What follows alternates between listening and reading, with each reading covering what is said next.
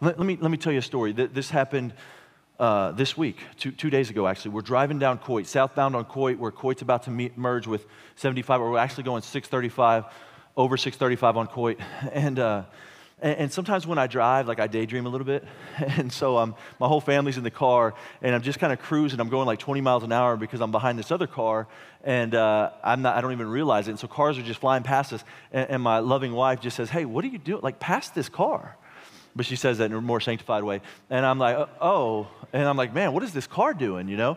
And so I pass him, and as we drive past him, we see that it's a guy, and his head's just in his hand like this, and he's just kind of shaking his head, just hating life. And Monica and I had the same thought at the same time. We're like, oh, he's having a rough day.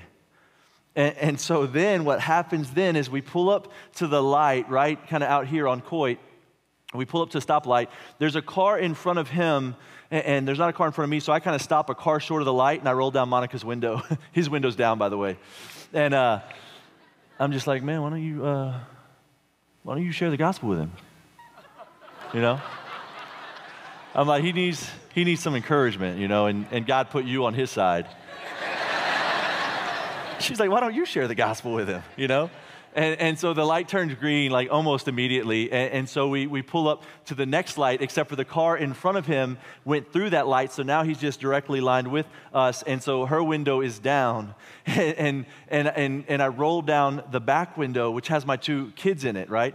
And so Monica and I are debating over who's going to share the gospel with this guy whose head is still in his hand, right? And my 3-year-old sitting right behind me goes, "Hey, guy!" "Hey, guy," she says it twice, that loud, and he just looks up, and then my 5-year-old, they're tag teaming, right? My 5-year-old goes, "Do you know the gospel?"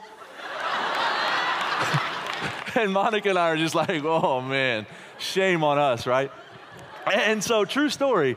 And so the guy is just like, he's like, what just happened? And he's shaking his head no, but he's also laughing like, what is the gospel, you know? And so we begin to talk, and so let's just say like, go hypothetical world for me, right? So one is our girls are fearless, okay? And so that's not a everyday activity. That's not what we do for fun, but it was fun, if I'm honest. And so they, so there we are. And so let's just say this, right? Hypothetically, he wouldn't because she's 5, but what if he then starts throwing out objections? Well, the gospel, the good news, like what's so good about the news? Or how did he come back from life? Or, hey, I don't know, what about dinosaurs in the Bible? Or whatever he's going to throw out, right? See, I'm right there. And so 2 things are happening. One, I'm extremely proud papa, right? Like I'm just like, oh, that's my girl. And then the other thing is I'm like, hey, like I'm here for you. Like what if he gets angry? I got you, we'll talk. Like if he asks you a question, I'll intervene. If you don't know what to say, just ask me and I'll tell you. How much more so? Is God really in control?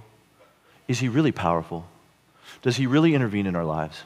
Does he really care about us? Does he really want others to know him?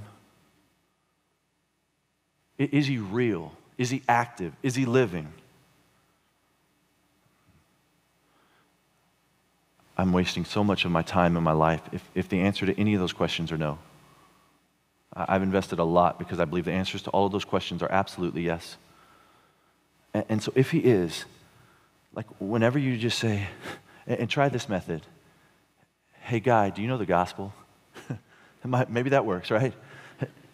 Hey ma'am, do you know the gospel? If you don't know what to say, try that. Try Presley's evangelism methods. And then watch God work. He's got you. He loves you. He loves that person so much more than you do or ever will. He desires them to be in his kingdom so much more than you do. And so why wouldn't he give you the words to say? Why wouldn't he help you?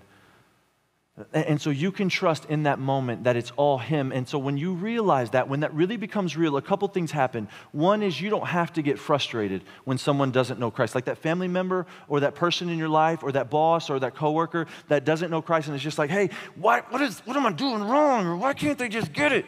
And God just hasn't unlocked their heart yet. Just plead with God to unlock their heart. It's not up to you. You can't save anybody. The Spirit of God has to move. You can't say the magic phrase or the magic illustration or the magic word, right? It's God. God has to intervene. And so look to God and just say, hey, God, will you intervene here? Will you make yourself famous through this conversation? Will you save another one?